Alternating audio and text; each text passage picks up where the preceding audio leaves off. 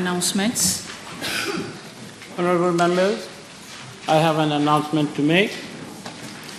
The House will recall that at the last sitting, there was an exchange of arguments on the issue of declaration of interest between the Honorable Minister of Energy and Public Utilities and the Honorable Jean Béranger in regard to PQ B 1539 from the Honorable Member. I gave a summary ruling on that day. I am now taking the opportunity to spell out the rules regarding declaration of interest. Honorable members, according to Erskine May, in any debate, a member is required to declare any relevant pecuniary interest or benefit of whatever nature, whether direct or indirect, that he may have had, may have, or may be expected to have. The rule on declaration applies not only to debates in the House, but to almost all proceedings of the House or its committees in which members have an opportunity to speak.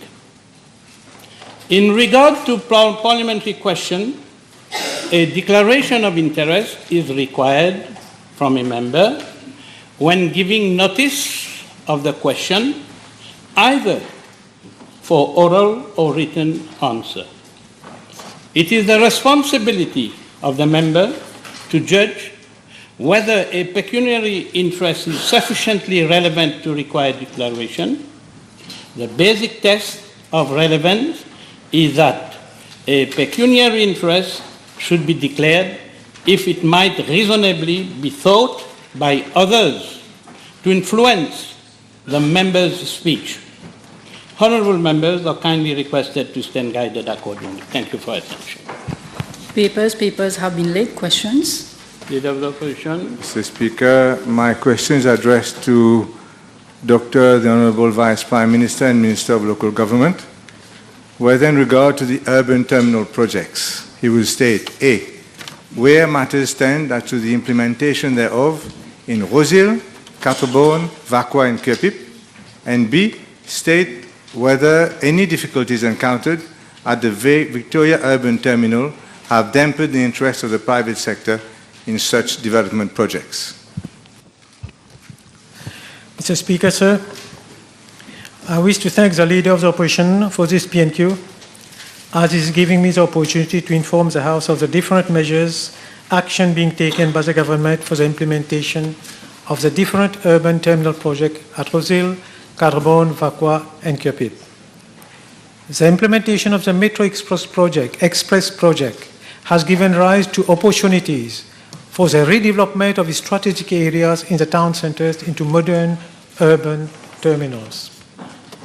As major transport interchanges at strategic areas in town centres, the urban terminal are expected to be iconic building, accommodating a mixed-use development in addition to providing commuters with a variety of transport modes, such as metro, bus, and taxi within the same location. This project also contribute to the revitalization of the town centres, enhance the town centres' image and identities by introducing high standard of building design and improvement to the public realm, facilities for pedestrians, cyclists, and persons with disabilities, thus enabling a more efficient use of state land, public transport, and highway infrastructure.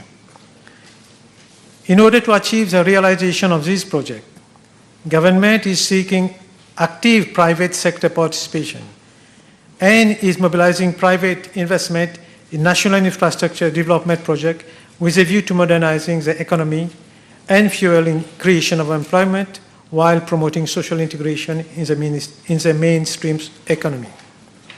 In this connection, the government is inviting proposals from promoters having the necessary experience, expertise, and resources in the implementation of this project to best represent the objective and expectation of government regarding the redevelopment of the town centres. Mr. Speaker, sir, it was decided that government would put at the disposal of the selected promoters land identified for the project on lease on such term and condition as defined in these RFP documents. However, government will not participate either directly or indirectly in the funding or financing of this project at any stage of the development apart from incentive detailed in the RFPs. Prospective applicants may submit their proposal either on their own or jointly with other firms or parties. The nature of any existing or intended partnership or joint venture arrangement consortium shall be specified at the time of submitting the proposal. The following set of incentives under the Smart City project will be extended to the urban terminal project. An 8-year corporate tax holiday on income generated from the development and sale, rental, or management of immovable property. Exemption of value-added tax on capital good, building, structure, plant, machinery, equipment for the first 8 years. And exemption from custom duty on import of material, machinery, equipment, and other input for the development and construction of the terminal, including furniture in semi-knockdown form on conditions that at least 20% local value addition is incorporated therein. And land will be leased to successful promoters at a discounted rate of 91.7% of the actual market rate. As regards the Rosehill Urban Terminal, I wish to inform the House that a request for proposal for the development and operation of an integrated urban terminal at Rosehill was launched on 8th of September 2021, and as at closing date on the 10th of February 2022, 2 proposals were received. However, following evaluation of the proposal received, it was observed that none of the proposals were compliant with the requirement of the RFP. A fresh RFP was launched on the 25th of March 2022, but no proposal was received at the closing date of 28th of April 2022. Subsequently, my ministry reviewed the requirement of the project, and additional plot of land were acquired to make the project more attractive. Presently, the RFP is being finalized, and it is expected the same would be launched by the end of this year. That was for Rosehill. Quatre-Bornes Urban Terminal. Mr. Speaker, sir, for the Quatre-Bornes Urban Terminal, the RFP was launched on the 6th of April 2023, with a closing date of 6th of July 2023. However, following requests for extension, the closing date was extended to 31st of October 2023. As at the closing date, 1 proposal was received, and it is currently under evaluation. It is expected that a notification of award would be issued by the end of this year. Vacoas Urban Terminal. Mr. Speaker, sir, regarding Vacoas Urban Terminal, I wish to inform the House that following the launching of RFP on the 29th of October 2020, a notification of award was made to a promoter. However, the latter made several counter-proposals which were not compliant with the condition of the RFP. Based on the advice of the Solicitor General, the notification of award was cancelled. A second RFP was launched on the 6th of April 2023 with new terms and conditions. However, no proposal was received at the closing date of the 5th of July 2023. Following consultation with different stakeholders, my ministry is reviewing the RFP document. Mr. Speaker, sir, as regards the Curepipe Urban Terminal, which was initially planned for implementation at Jan Palaki site, will now be implemented at La Vigie, following a master plan that has been prepared by the Ministry of Housing and Land Use Planning. A working group comprising of different stakeholders under the Economic Development Board was set up to organize an informative session with the private sector. The private sector responded positively to the invitation, and the session was held on the 7th of November 2023. The operators made several observations, namely financing structure, that is a lease model, contribution of private sector and/or government site lease for each component as master developer. Incentive to be provided, reduction in rental rate with respect to land lease agreement, and the need to accelerate the issue of permit and licenses. This observation would be examined by the different ministries concerned prior to finalizing the RFPs. Mr. Speaker, sir, with regard to part B of the question, I am informed by the Ministry of National Infrastructure and Community Development that further to a request for proposal exercise in December 2016, a promoter, namely Victoria Station Limited, was selected to implement the VUT project. The project was awarded on the following term and condition: a 60 years term lease of state land of an extent of 5/20 at the Victoria Bus Terminal for the designing, financing, implementing, and maintaining a modern urban terminal. And the entire cost of the design, engineering, construction, operation, management of the project will be borne by the promoter. With a view to making the project financially viable, government agreed to extend the following fiscal and other facilities and support to the promoter. The smart city incentive as already elaborated. Secondly, reduced rental, land rental.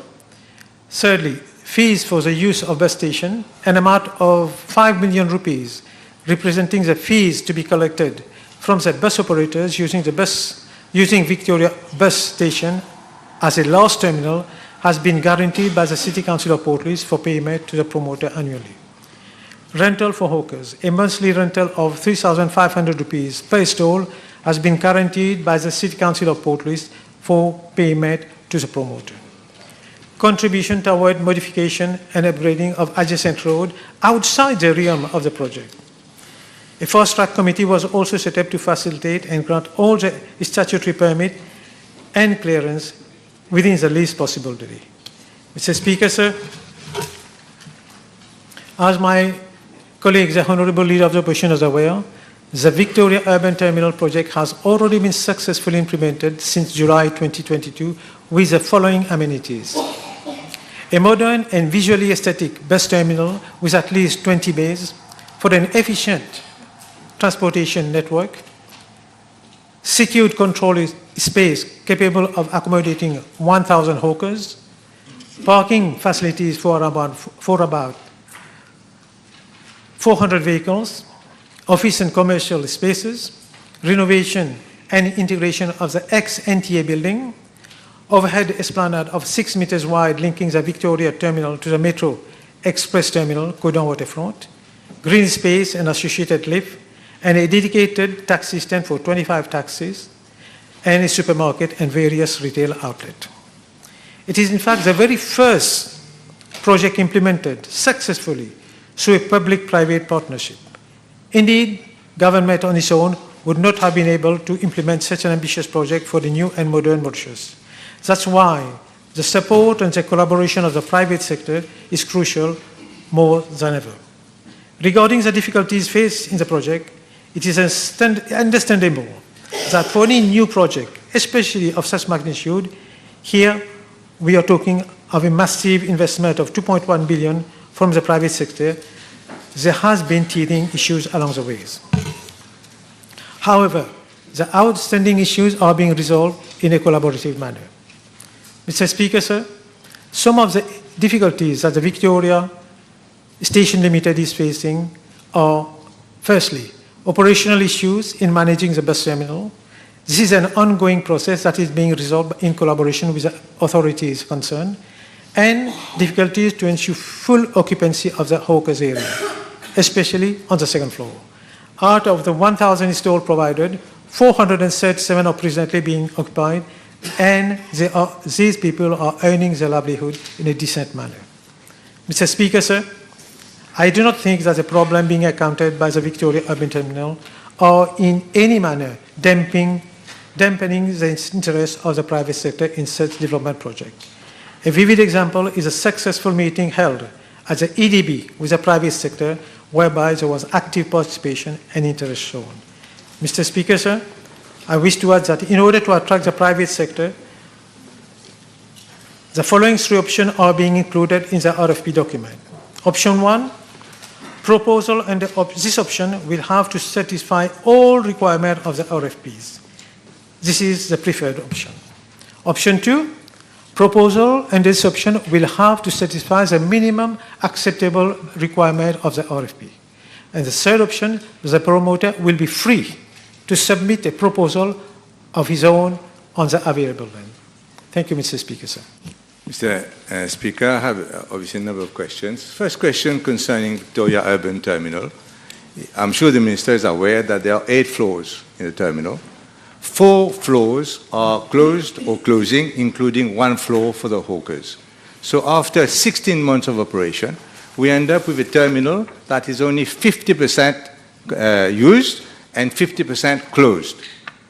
That is the problem that I'm asking. What is government doing about this? I mean, I can talk about firstly the floors that you mentioned for the hawkers, the second floor. As I mentioned earlier, when we did the survey for the hawkers, before we allocated the stall, there were about 1,000 hawkers. So we had to find enough space to accommodate the 1,000 hawkers. That's why we had the hawkers on the first and the second floor.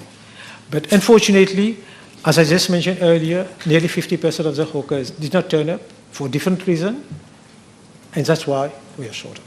As I mentioned, 4 floors out of 8 floors are closed or closing. Does the Minister think it is correct for the hawkers who are given 27 square feet en tol, to be paying an equivalent of 145 rupees per square foot per month, which must be the highest rent anywhere in Mauritius? Do you think it is fair for the poor hawkers to be paying rent which is about 3 or 4 times the market rent per square foot that goes in Port Louis, especially for this type of building which is not even painted where they are? Mr. Speaker, sir, we have to understand in which context we started this project. We have to understand in what conditions these people were working. They were working in the gutter, we know that. During the rain, they were working when it was in the sun. This government, the MSM government, when we came, we decided to find a solution for these poor people. So we're going through a tough time. We have to find a solution. That's why we discussed. At that time, all of us, we discussed to find a way to help these people. That's why we went into that direction to provide them this. One of the main reasons for the terminal was to house the hawkers. You've said yourself out of 1,000, 600 have already left, are not interested. You're closing 1 floor completely. They are paying 145 rupees per square foot per month, and the shops downstairs are paying 45 rupees per square foot per month. Is this a way, I ask you, is this a way of helping the hawkers? I would like to mention as well, there are 2 modalities. We have told the hawkers, if you want to, it was agreed, I must say, this was agreed with the hawkers well before we went there, number 1. But we are working with VSL. We are working with VSL and with DBM so that if they pay more or less the same fees that they are paying now, instead of paying for 60 years, they are going to pay monthly for 60 years, in 12 years' time, if we can give them the loan with a DBM, this space can become theirs. And after 12 years, they would not have, it's going to be for them, they won't have to pay rent for the rest of their life. So we are working, we appreciate that. We appreciate that. That's why we are working on different modalities to see how we are going to help them. So simple, Honourable Minister, to charge them the same rent they're charging the shops downstairs. It will be about 1/3 or 1/4, a quarter of what the shops are paying downstairs. I have another question. My question is this. The floor area that is offered to each hawker is 6 foot by, I think it is 4 feet. 6 feet by 4 feet. That is clearly insufficient for someone to make a living by just such a small floor area. Imagine you are hanging dresses. You can put about 10 dresses. That's it. So another answer would be to double the floor area that is being given, or treble the floor area, given that the rent is so expensive. For the same rent, treble the floor area offered to the hawkers, ex-hawkers. I've just replied, Mr. Speaker, sir, that when we started with this project, we got the hawkers, the group of hawkers on board. We discussed along the way where, on which floor it was going to be, and what was the space that were going to be given, and they were there. They came, the hawkers, they came, they saw what was being given, what was the surface area that was being given, and initially there was not even a shed, it was just going to be like just an atab, exactly. And finally the hawkers, they asked for like a small structure, okay, 6 feet by 4, whatever. And later when we went there, they said that they must have real shutters to keep that. Okay, we said, all right. But unfortunately, with all this price, the price was going to increase, évidemment. That's what happened. It's not just a flat area like in a market that we give. They have the shop. Okay, I agree. Point taken is a bit small. They have the shutters. And this, as I mentioned, was discussed at every step by the hawkers union, by the hawkers group. Obviously, these persons are voting with their feet, having 2/3 of them having left. So there must be some message that the government is receiving here with 2/3 of the people having left. Let me move on now to the other failure, which is the parking. Now, we understand that a major, obviously, plus point of Metro Express was to park and ride. Now, this parking, I have pictures if you want, taken yesterday and this morning. The parking is almost empty.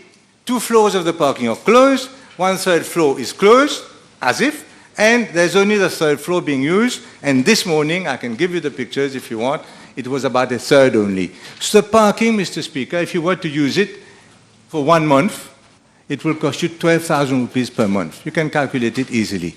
And you can get parking anywhere in Port Louis for about 1,500, 3,000 rupees per month for your car. So this parking is extremely expensive and destroys the whole point of park and ride. That's my point. Let the minister reply. Mr. Speaker, sir, that parking, I understand, is for partly for park and ride, but I mean, these were for other officers as well. I understand that other officers are coming at different floor as well. I think they are negotiating.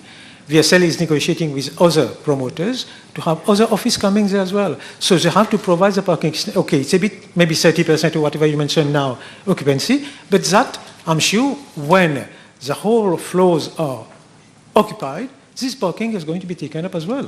Minister, whether anyone would be interested to park and ride at a cost of 12,000 rupees per month, I think probably not. Can I move on to Quatre-Bornes? You did mention kindly to us that there are 3 options in Quatre-Bornes. And luckily or not, time will tell, there is one promoter who has submitted a proposal. May I ask the Minister, it is all public money, this land belonging to the government, this municipality of Quatre-Bornes is highly interested in everything that goes on. Which option has this promoter submitted his offer? Under 1, 2, or 3? Mr. Speaker, sir, I mean, the closing date is going to be, I think, they're evaluating. I don't have the information answered because I think the evaluation is going to finish in a couple of days, I think.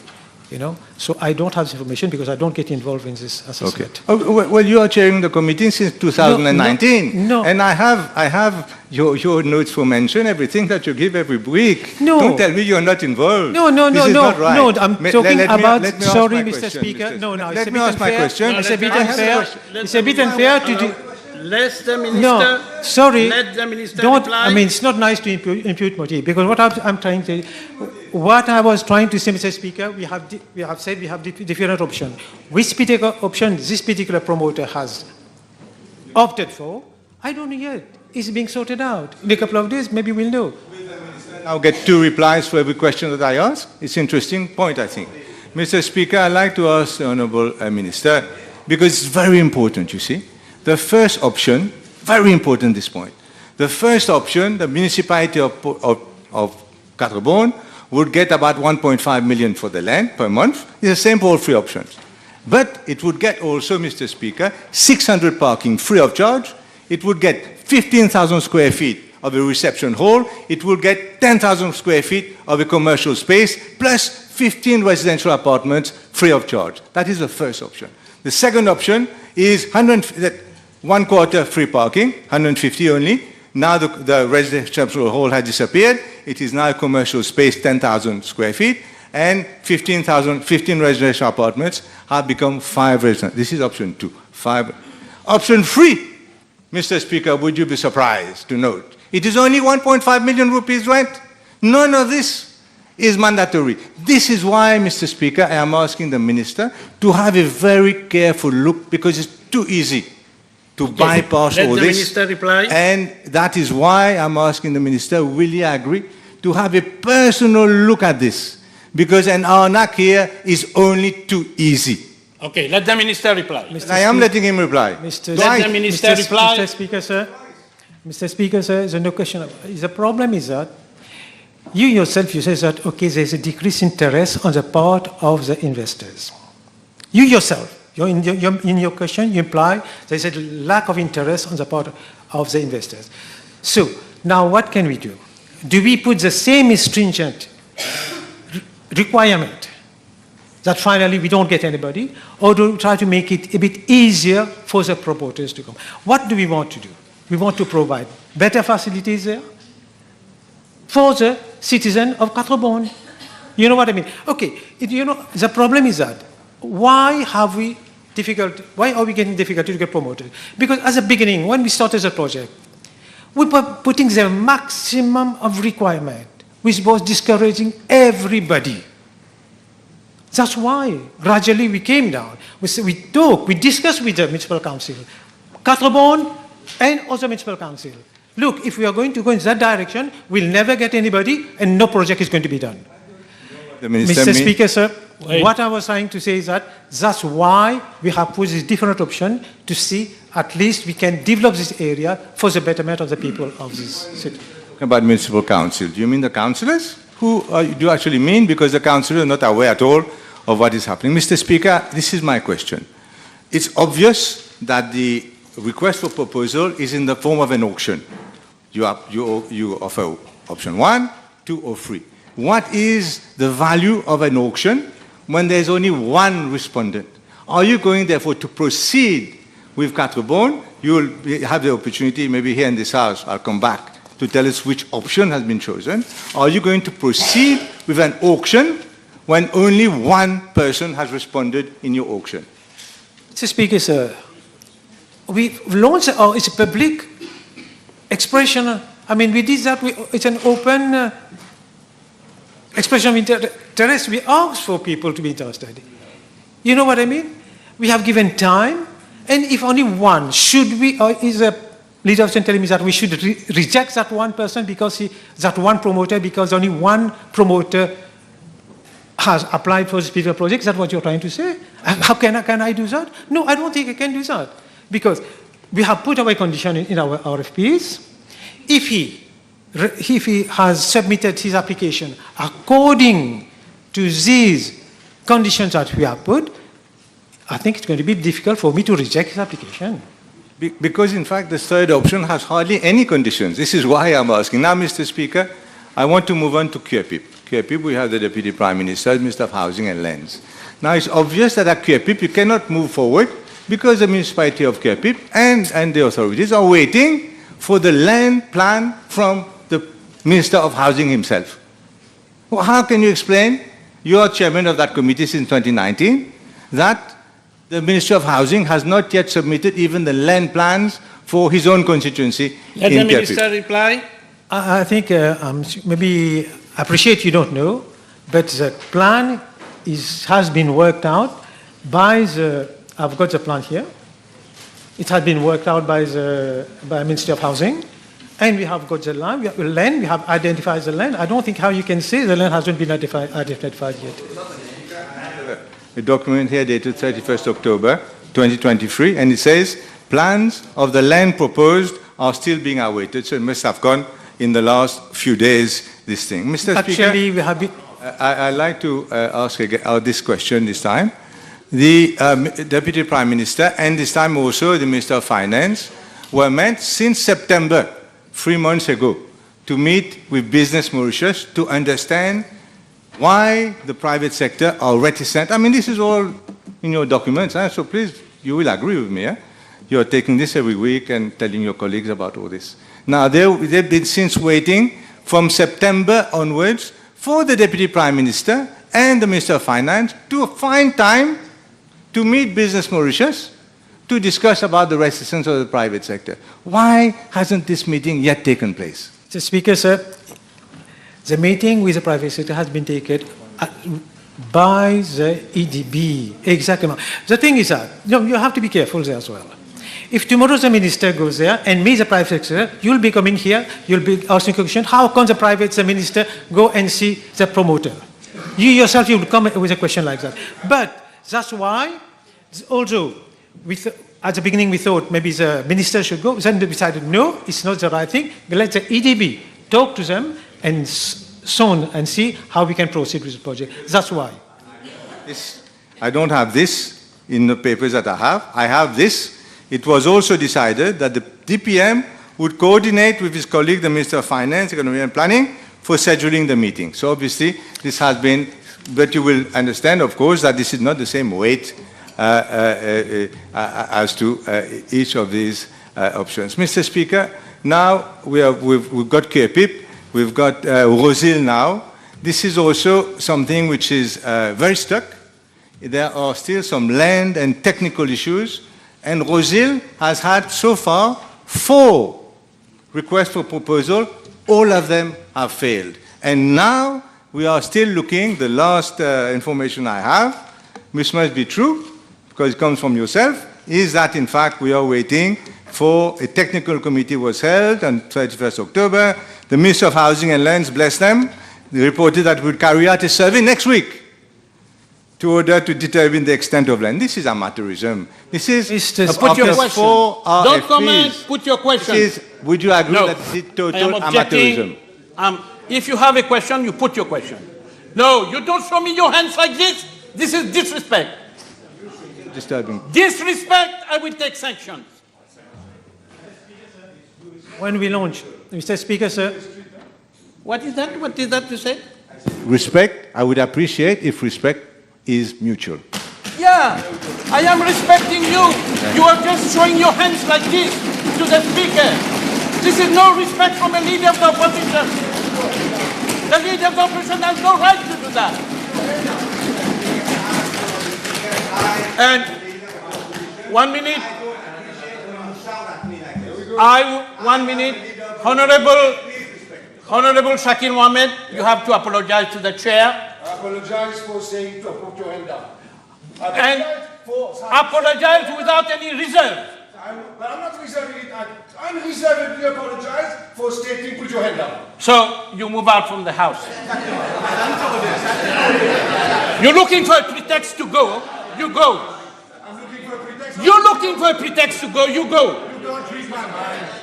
You go. This is your pretext. Every Tuesday you look for a pretext to go. The population is watching. They've seen you. So put your question directly. Did I? As far as Rosil, Mr. Speaker, sir, as far as Rosil concerned, okay, I mentioned at the beginning, we had two promoters, but they were not according to the RFPs. Now what we have done, we are trying to find extra plot of land to make it more attractive to the promoters. Before we had Place Margeo, very small place, small space. Now we have tried to get a Trium building, the Trium building. Now we have got CB, and the government recently has bought the Société White Rose, which ex-Eden College. So we are trying to get all this land to make it more attractive to the promoter. It's taking time. Obviously, you can't get it like that. You have to negotiate with the promoters. We can't get it overnight. In fact, we were trying to get more land than that. But we can't. It takes time. Some want to sell, some doesn't want to sell. It takes time to get in the center of Rosehill to get prime land. It's not easy. But we have got, now, before we had one plot, which is Place Museo, now we've got 3 added: Atrium, Sebe, White Rose, just to make it more attractive. That's why it takes time. What do we do? Do I just launch the RFP even if it fails again, or do we try to make it more attractive to the promoters? It takes time, but I don't mind. Let's make it attractive so that we can get promoters to come. Time over. Honorable members, I have an observation. Honorable members,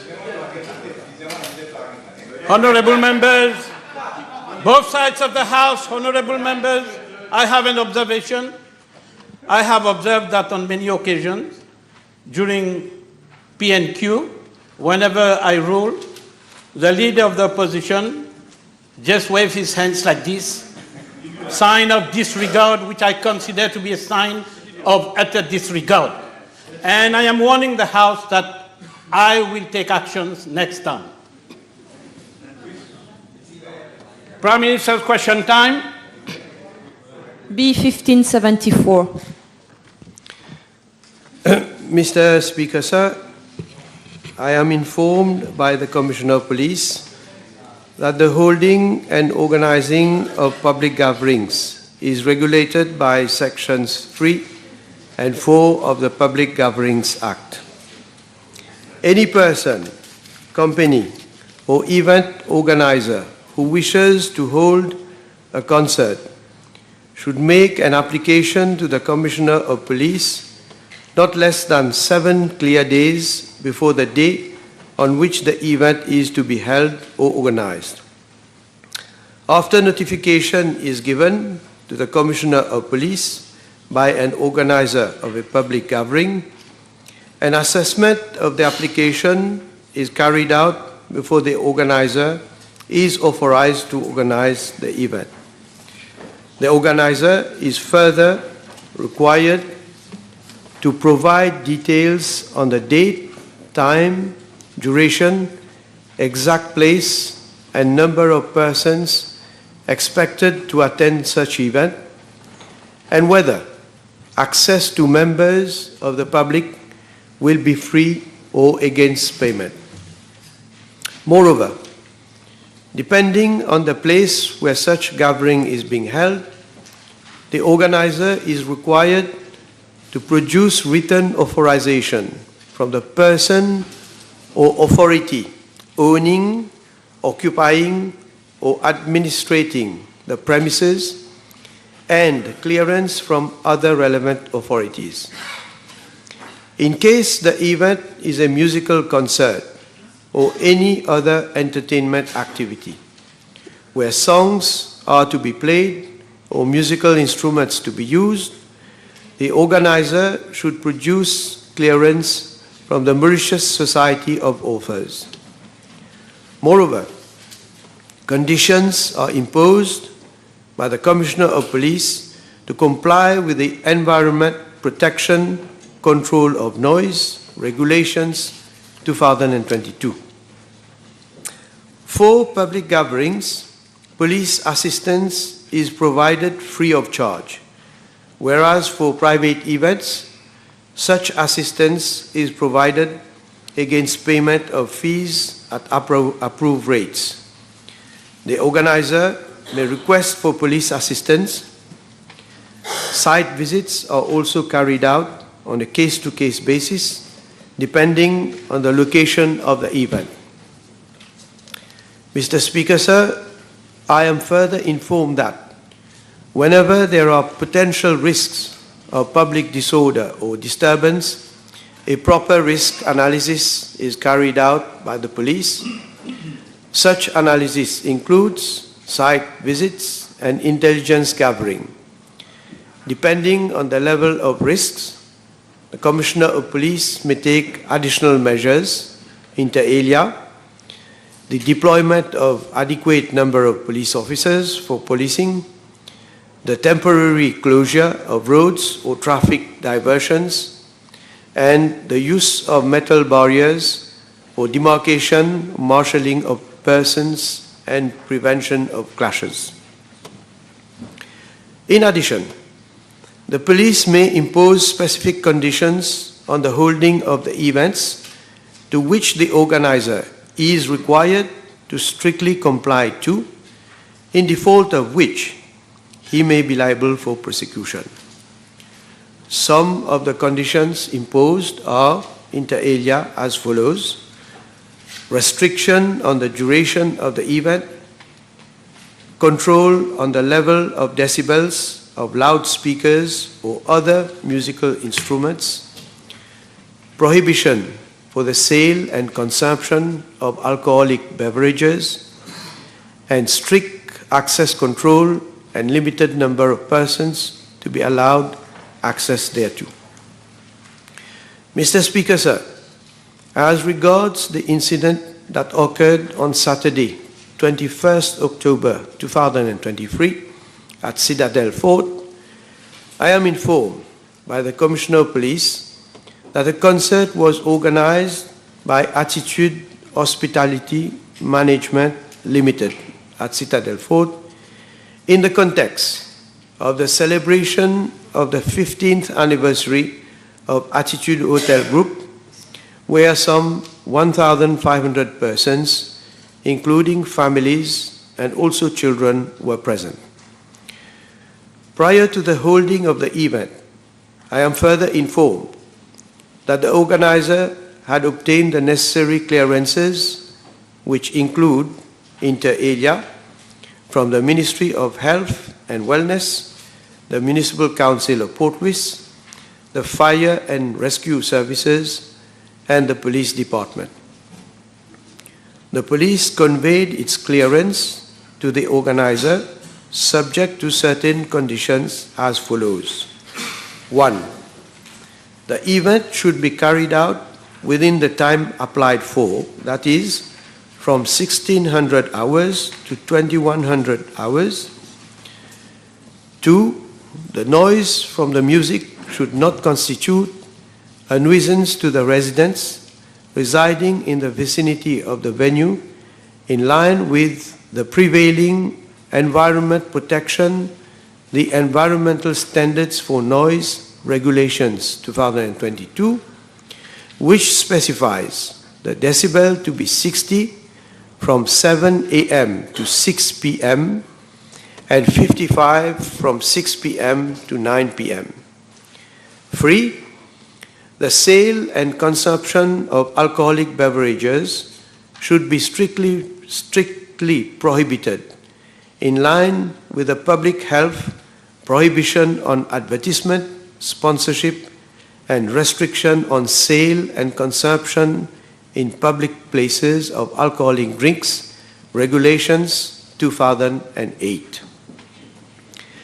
The organizer was also requested to take appropriate measures for ensuring the safety and security of the persons attending the functions, including the provision of ambulance services, fire services, and insurance coverage, amongst others.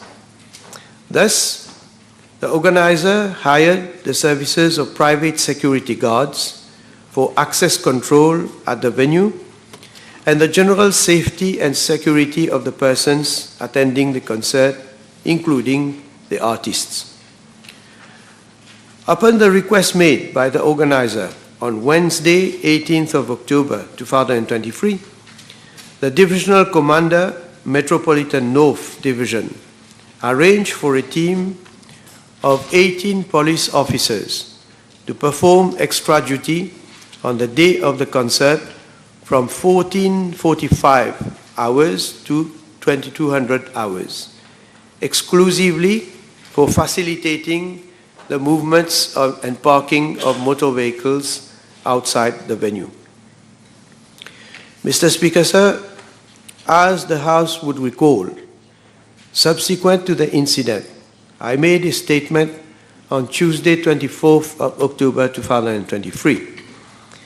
According to the information obtained from the police on the incident, a group of persons, some of whom were hooded, who were hooded and armed with offensive weapons, had on the evening of Saturday, 21st October 2023, forced their way inside the Citadel Fort and disrupted the event by threatening the organizers and requesting the spectators to vacate.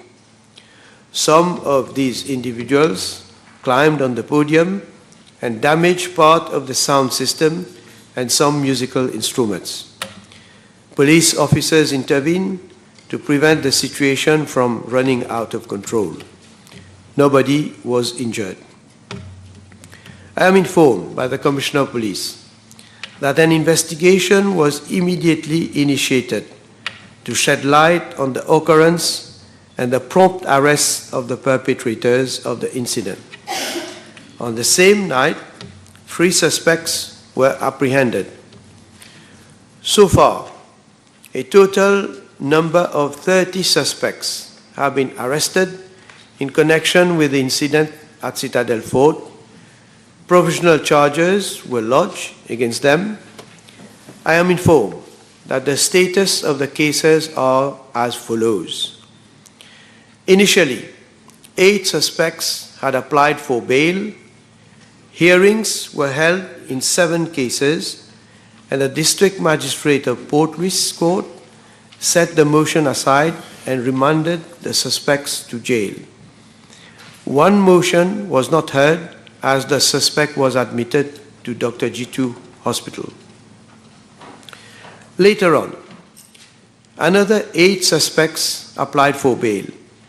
The court heard all the 8 bail motions, and during the proceedings, the defense counsel of 1 suspect made a motion to the District Magistrate of Port Louis Court to request the Director of Public Prosecutions to reconsider his stand in this particular case. Despite police objection, the DPP entertained the request and the suspect was granted bail. And subsequently, in the course of the hearings for the remaining 7 applications, as police investigation had reached an advanced stage where the statements of most suspects involved were already recorded and police did not object to their release on bail. Hence, the remaining suspects were released on bail with conditions. The inquiry is proceeding. Mr. Speaker, sir, I am further informed by the Commissioner of Police that in order to avert any recurrence of such incident during the holding of similar events, the police has imposed additional conditions on organizers of public gatherings over and above the normal procedures as follows. Site visits to be carried out by an officer not below the rank of an assistant superintendent of police, and a comprehensive report to be sent with recommendations signed by the divisional commander to be submitted to the Commissioner of Police for approval. Ensure that the exit of the venue is adequate for smooth movement of crowds. Ensure that essential service vehicles easily get access to the venue. All access to be controlled by security personnel in the presence of police officers. All suspicious persons are to be systematically searched. Ensure that the organizers enlist security services which has adequate knowledge for the holding of crowd pulling activities. The private security deployed on that day to work in collaboration with police officers and maintain continuous communication. Whenever required, upon assessment, arrangements to be made for the venue to be placed under CCTV cameras surveillance. Requirement to inform the police on the details of the sequence of events with a view to identifying any issue. Reinforce police presence for ensuring the safety and security of all persons, both inside and outside the venue, and the event can be stopped at any time as may be directed by the police. The police is also considering carrying out cyber patrols on the social media to gather information on any comment from members of the general public with a view to making a risk assessment for the holding of such events. Furthermore, in accordance with the new procedures, prior to the holding of any event, organizers are henceforth being convened for a meeting at the police headquarters to discuss the organizational issues of the event and give an undertaking that they have to take necessary safety and security measures to prevent any untoward incident. They are also warned to ensure that all conditions imposed by police need to be adhered to. In the event the organizers intend to solicit the services of private security, a proper assessment will be made in respect of their security plan to enable the police to control the situation in case an incident occurs. Notwithstanding the enlistment of security of services, the police may intervene at any point in time it deems necessary. Mr. Speaker, sir, I would like once again to strongly condemn the outrageous and reprehensible acts at La Citadelle. Such acts have no place in a peaceful and harmonious society like ours. It is indeed a matter of deep regret that, while the government is dedicating itself relentlessly to the consolidation of our national unity, which is our most valuable asset, there are some people who, through their irresponsible and despicable conduct, are bent on disturbing social peace and harmony and bringing the whole country into disrepute. There can be no justification at all for such contemptible and violent demonstration of hatred. As a peace-loving nation, we have always cherished the values of tolerance and mutual respect bequeathed upon us by our forefathers. These values constitute the very foundation on which our nation has been built and nurtured over several decades. Indeed, social peace and stability have been the bedrock of our economic prosperity, and it is our duty to do our utmost to preserve and promote these values. It is reassuring to see how the whole country has promptly, strongly, and unanimously condemned these acts of intimidation and violence. But I am also aware that these irresponsible persons are a few only, and they have acted in their own name. Mr. Speaker, sir, Mauritius being a democratic country where the rule of law prevails, nobody has the right to act against the law. As Prime Minister and Minister in charge of law and order, let me again reassure the House and the population that all necessary measures have been taken to ensure that law and order are maintained and the rule of law continues to prevail. Government will be uncompromising in dealing with all those who imperil public order and public safety, whoever they may be. Thank you. Thank you, Mr. Speaker. Can the Honourable Prime Minister inform the House whether an assessment of damages incurred by the organisers and the artists has been conducted and whether actions have been taken for the reimbursement of the equipment destroyed at La Citadelle?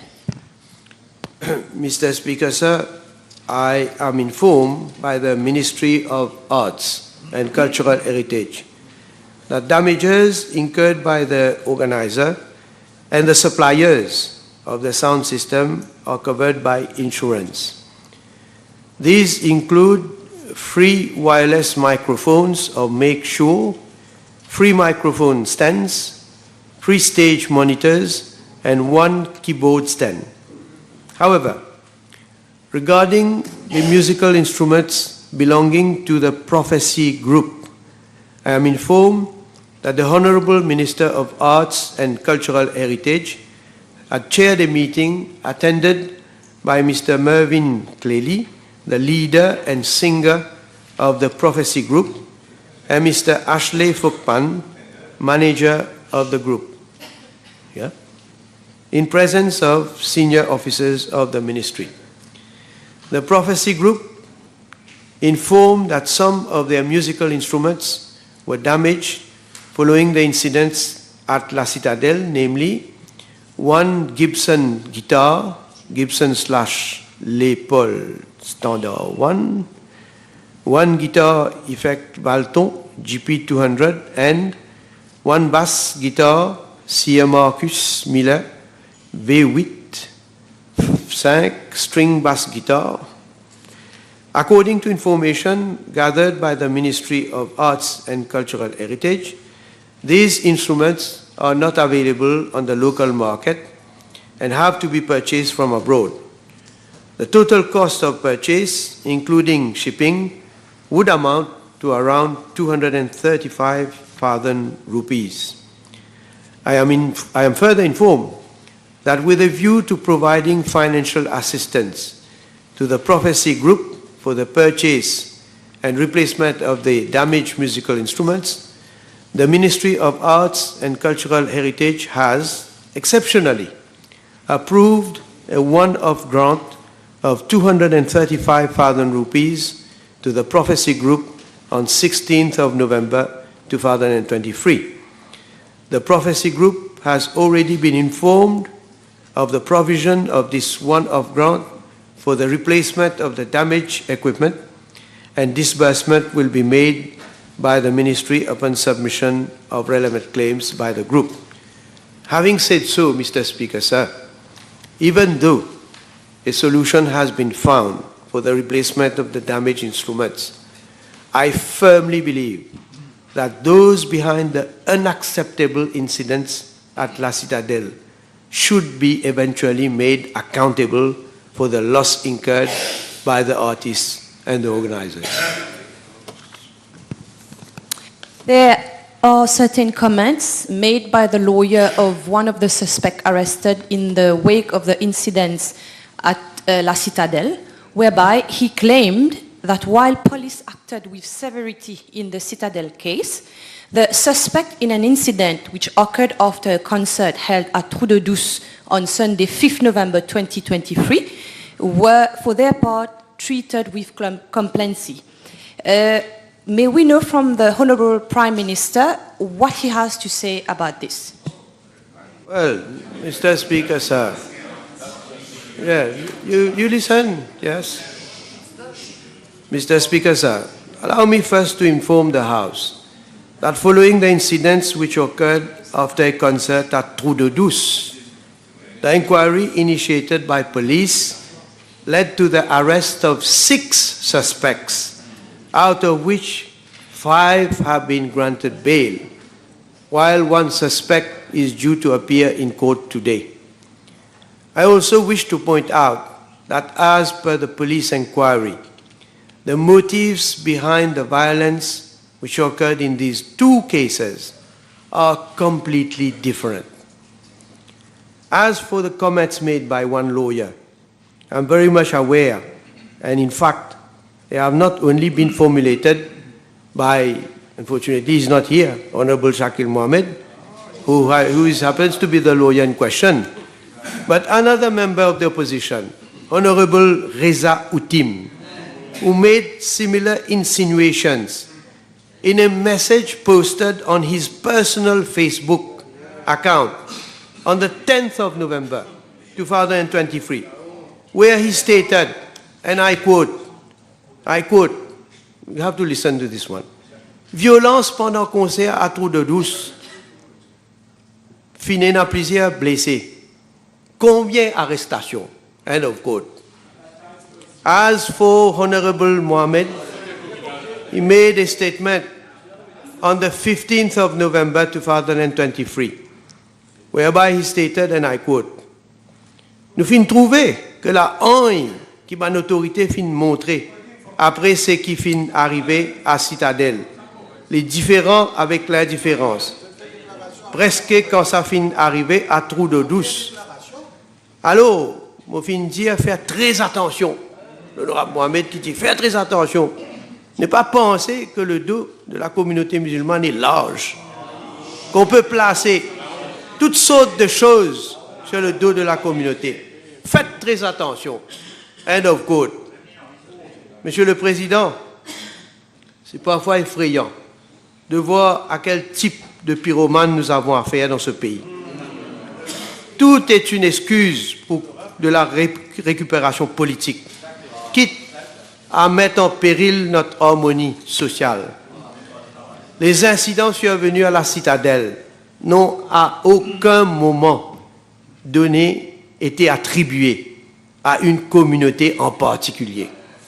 D'ailleurs, j'ai moi-même bien pris le soin de veiller à ce qu'il n'y ait pas d'amalgame entre les actions d'un petit groupe de têtes brûlées et une communauté en particulier. Les premiers à venir semer cette idée insensée et vraiment honteuse auprès de l'opinion publique ne sont nuls autres que ces deux membres, pourtant considérés comme étant honorables. Je condamne sans réserve la tentative répugnante à instiller le doute et une mauvaise et fausse perception au sein de notre société pluriculturelle. La population n'est pas dupe. Elle voit clairement dans leur jeu.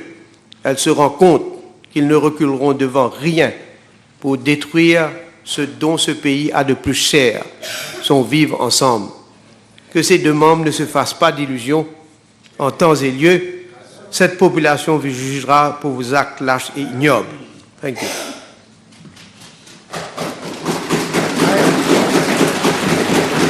Speaker, I thank you profusely for allowing me a question. I'd like to ask the Prime Minister, there has been, I've read in the press, I must say, that the police and certain ministries were aware before the event, some hours before the event, that there would be issues there, and that the police called, the SSU was present, but present at the wrong place, not at the Citadel, but outside in some street. So I'd like to ask the Prime Minister whether this is true, that there was advance notice, and how the police responded to that. Could you be more precise when you say it was advance notice? May I know when the police was made aware? I'll ask the question differently. It will be easier for you. You put a question, put the specific question Yes, with precision. I'll ask the question differently. So that I can answer. So that it will be easy for you to answer. Yeah. Can you tell us whether any advance notice was received by the police, whether the SSU was or was not dispatched to the area, and if so, where? And also whether any ministry or minister or deputy prime minister or vice prime minister was made aware of the issue. This is a very specific question. Yeah, listen now. You put the question, listen. Well, let me say, I want to be even more specific than the leader of the opposition. I have been informed of statements made by Mr. J.M.Y., employed as advisor on information matters at the Ministry of Local Government and Disaster Risk Management on local media. And this is, I believe, what the Honourable Leader of the Opposition is referring to. I have also been informed by the Commissioner of Police that on 24th of October 2023, Mr. J.M.Y. was conveyed to MCIT North in connection with the incident at Citadel, whereby he volunteered to be confronted by witnesses respecting identification procedures which revealed to be negative. On 30th of October... Wait, Leader of the Opposition. You ask a question and you want to interrupt me? Leader of the Opposition, please be patient. Don't disturb the House. Continue. Mr. Speaker, sir, the leader of the opposition has asked a question. I am replying. Well, it is not to your liking. That's your problem. That's your problem. How can because you when I say the truth, leader of the opposition, how can you deal like this in the House? You may like the reply, you may not like the reply, but you have to stay quiet. This is his constitutional right to reply. Be polite, yeah. Your members are saying, be polite. Okay, then you have no floor. Prime Minister, continue. No floor. okay. So let me. I'm stating facts. They are important. They are important. They are important issues, Mr. Speaker, sir. And I try to give as maximum information as I can, because there is an inquiry which is ongoing. So, on 30th of October 2023, he was again interviewed by MCIT officers, whereby a statement was recorded from him. And on 21st of November 2023, he was once more convened and anew interviewed in presence of his barrister at law, Mr. Asad Peru, with regard to his communication to police officers. This is the fact. This is a question you put. Communication. Yes, given that the police inquiry is still in progress, the House will understand that it would be inappropriate. Shut up, don't. Honorable Lieutenant, please Arrête walk out from the chamber. Walk out from the chamber. The House. Écoutez. So, I was saying, Mr. Speaker, sir, given that police inquiry is still in progress, the House will understand that it would be inappropriate for me to provide such other information which might prejudice the work being undertaken by police. And let me say, with regard to this gentleman also, I have been further informed that Mr. JMY has applied for medical leave for the period of 16th to 29th November 2023 and submitted a medical report recommending same. His request for medical leave has been acceded to by the Ministry of Local Government and Disaster Risk Management. The House might also wish to note that on 27th of November 2023, pending the completion of the inquiry, Mr. JMY has submitted a letter to the Director, Information Services of the Government Information Service, whereby he has tendered his resignation as advisor on information matters at the Ministry of Local Government and Disaster Risk Management with effect from 27th of November 2023. Time. You finish? Tes oreilles boussées. You finish. Time over. Time over. Honorable Boulel. Time over. Time over. What are you doing? You want to go? You want to go?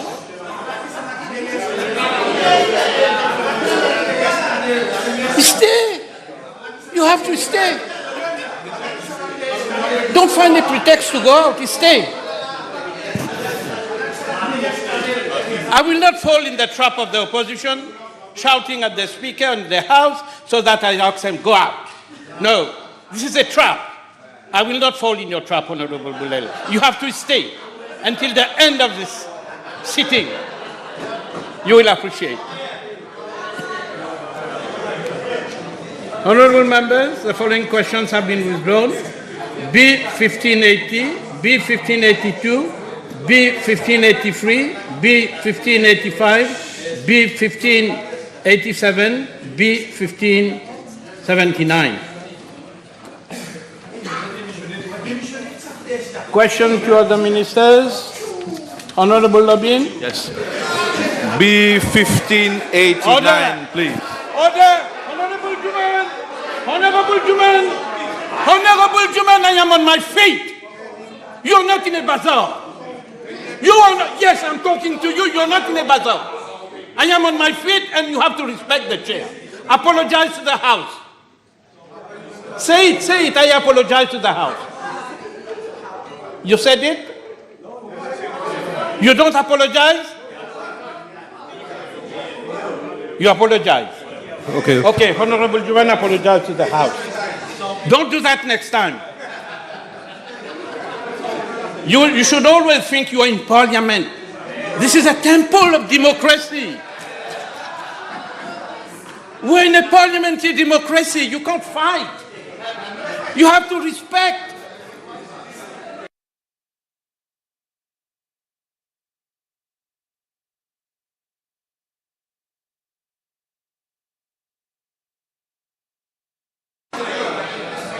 Honorable Lobien. B1589, please.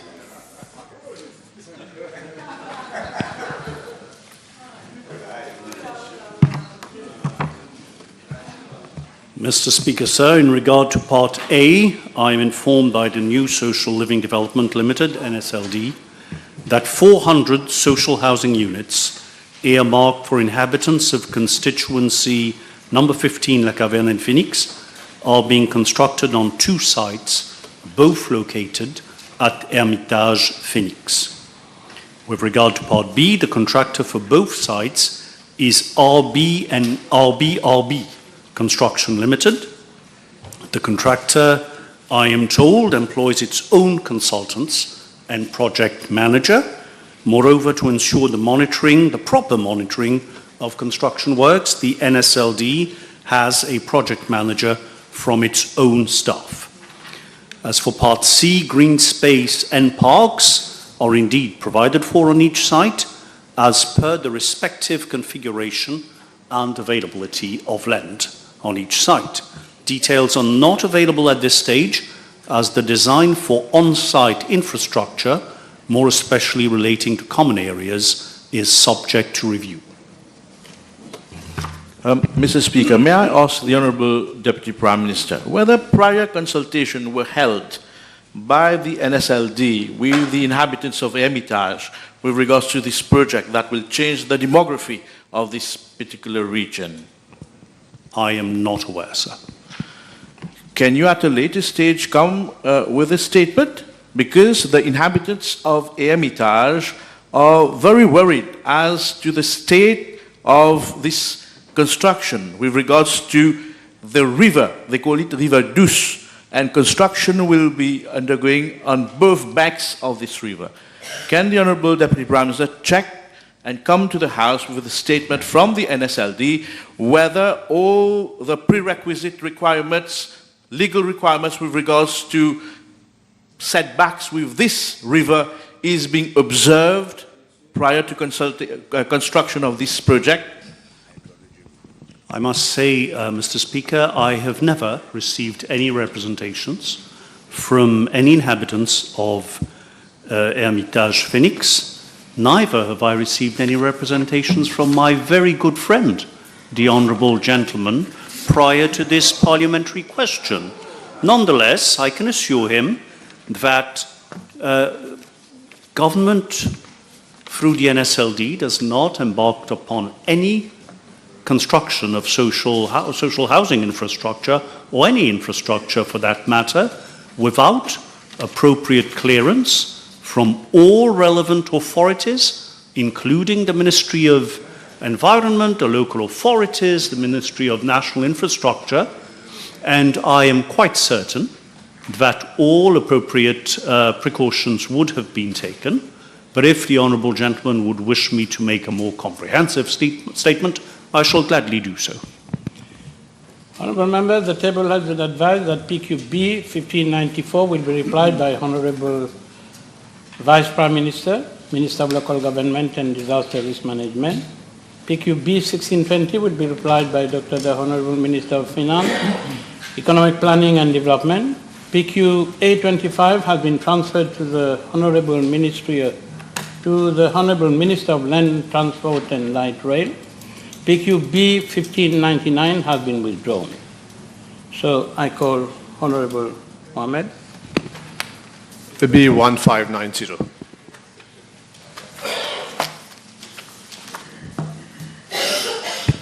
Mr. Speaker, as I indicated in answer to PQB/775 from the Honourable Gentleman on 10th November 2020, the National Development Strategy, NDS, is a national land use strategy which provides the basis for long-term land use planning. I'm informed that the first land use plan, entitled the National Physical Development Plan, was published in 1994. This plan was revisited and published as the National Development Strategy in 2003. And it was actually adopted in 2005, further to the coming into operation of the Planning and Development Act 2004. I am now informed that on 7th June 2019, a team of consultants was tasked with the review of the NDS, the one published in 2003. This review, I'm told, involved a number of key processes, namely mobilization and data collection, 1, 2, review of implementation of the 2003 NDS, 3, consultation with stakeholders and submission of sector analysis reports, 4, submission of key issues and options report, 5, holding of a first stakeholder workshop, 6, drafting of the NDS, 7, holding of a second stakeholder workshop, 8, finalization of the National Development Strategy, and 9, drafting of an action plan or program for implementation. According to information provided to me, the consultations with relevant stakeholders, including ministries, government agencies, local authorities, private sector companies, and NGOs, started in October 2019. However, these consultations were severely hampered by the restrictions linked to the outbreak of the COVID-19 pandemic. I now understand that a draft report was eventually submitted to my ministry at the end of last year.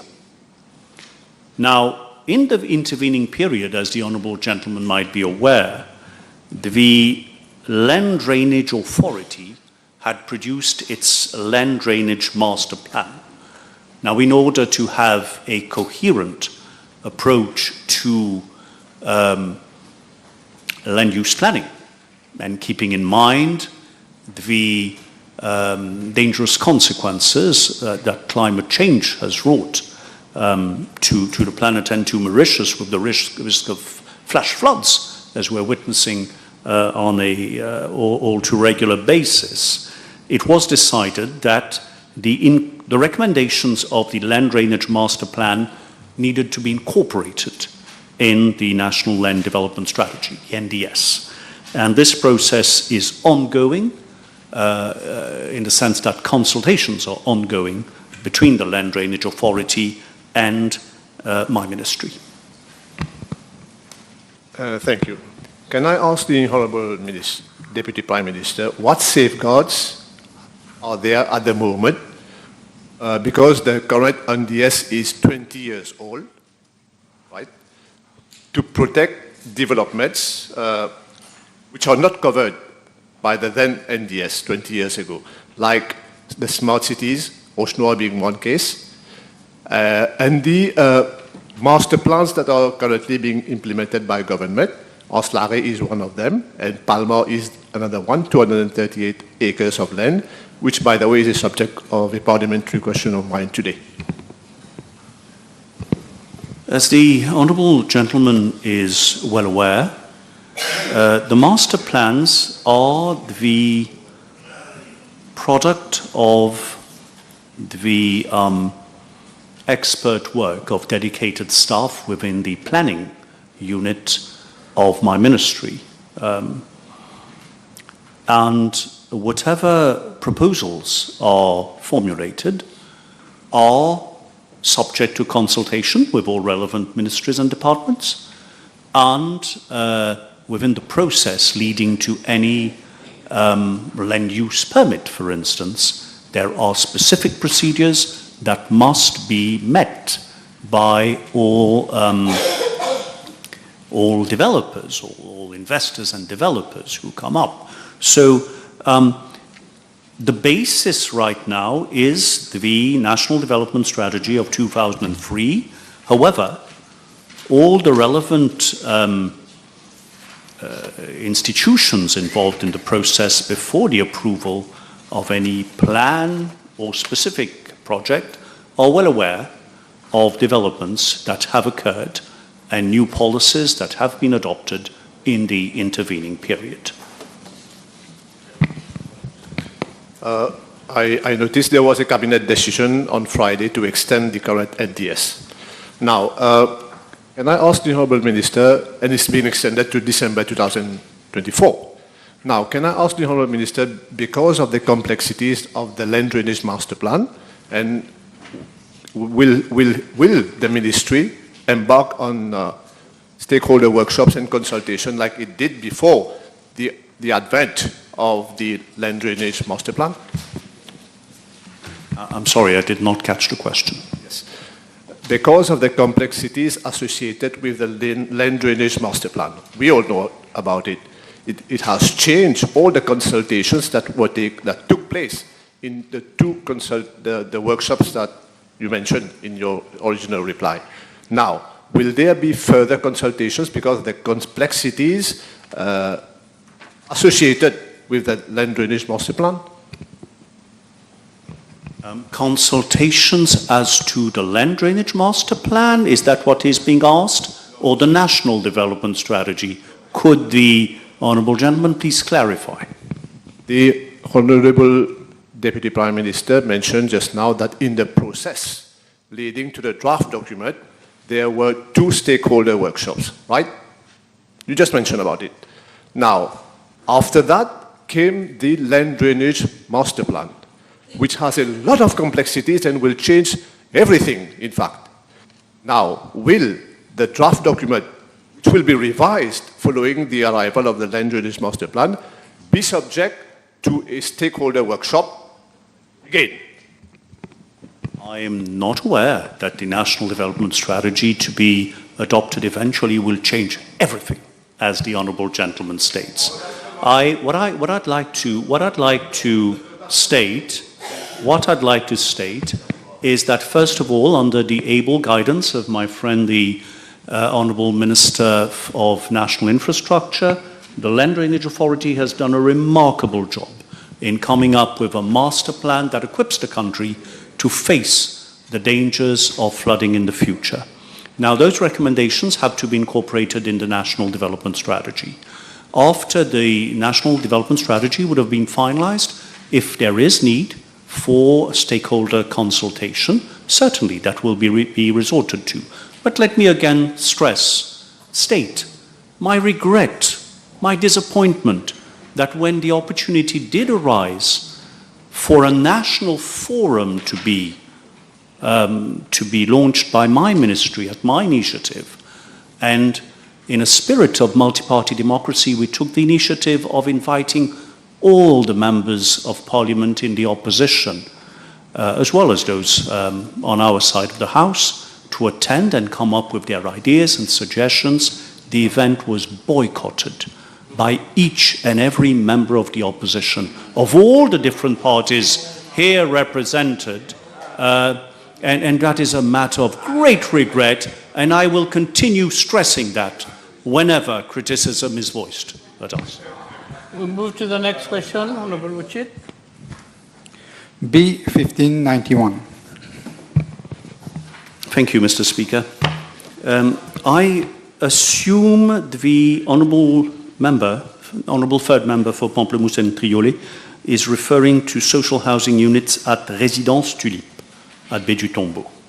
Now, as the honourable gentleman is aware, further to cyclones Olanda in 1994 and then especially Diana in 2002, a number of families whose homes had been destroyed relocated to what came to be known as Longertol. And these families were residing for many, many years in structures made of corrugated iron sheets without proper infrastructure, basic amenities, decent housing, and recreational facilities.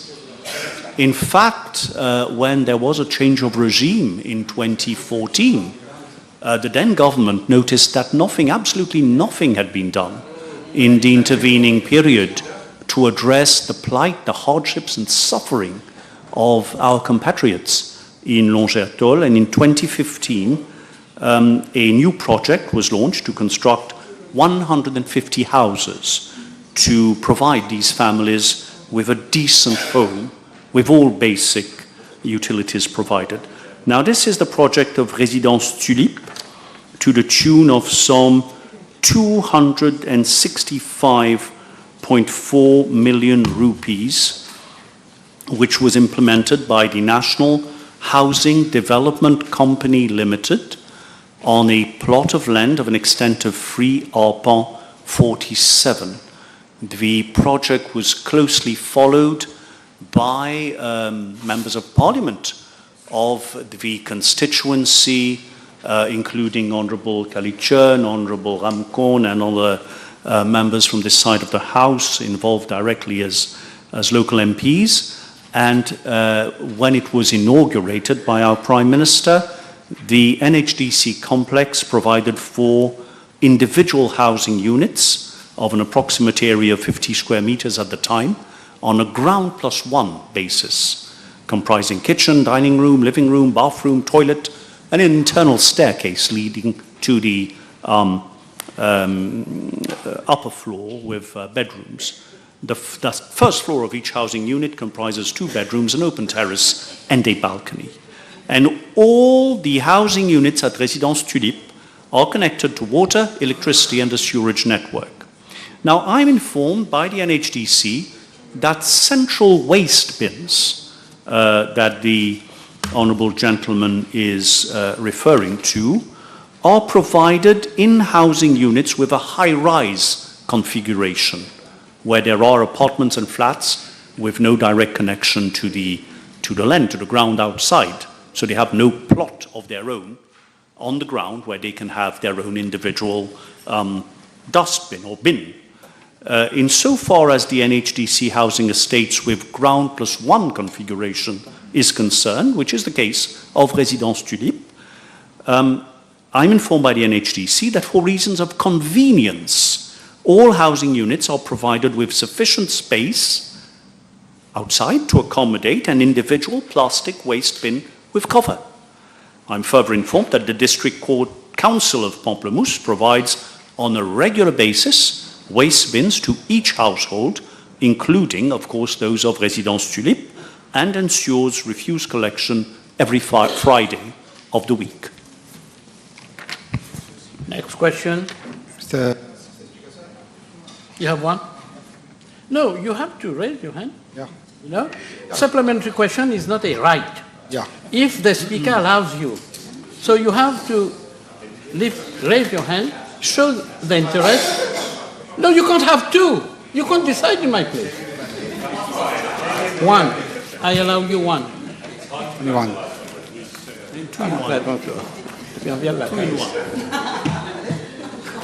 Thank you, Mr. Speaker, sir. Thank you. Can the Deputy Prime Minister outline any interim measures being considered to manage the waste disposal effectively on the adjacent of the parking existing over there? Because these people, these residents, they put their waste to the adjacent NSDC main waste bin. So for the time being, if a main for the residents of Tulip can be made available, there is a space over there. As I just explained, this is not the policy of the National Housing Development Corporation. If there are individual ground floor units, as is the case at Résidence Tulipe, it has always been considered that for the convenience of individual families, rather than having to carry their waste to a common bin placed somewhere on the premises, it would be simpler and more convenient to that family and to all the families that they be provided for with an individual bin, which is the case, which the district council does, and for regular waste collection to be undertaken. Now, in fact, the honourable gentleman might know that as regards Résidence Tulipe, again, I have received no complaints so far concerning this matter, and on the contrary, on some housing estates where there are common waste bins, I have received numerous complaints that unfortunately that common waste bin does lead to problems of overflowing, of rodents, and in periods of high rainfall, that all sorts of nuisances can be caused by such common waste bins.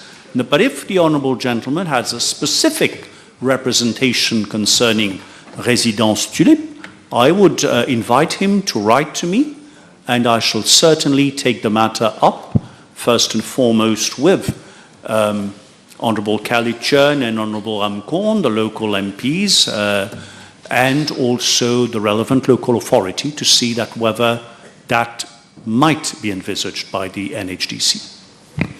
Honourable members, I suspend the sitting for 1 hour and a half.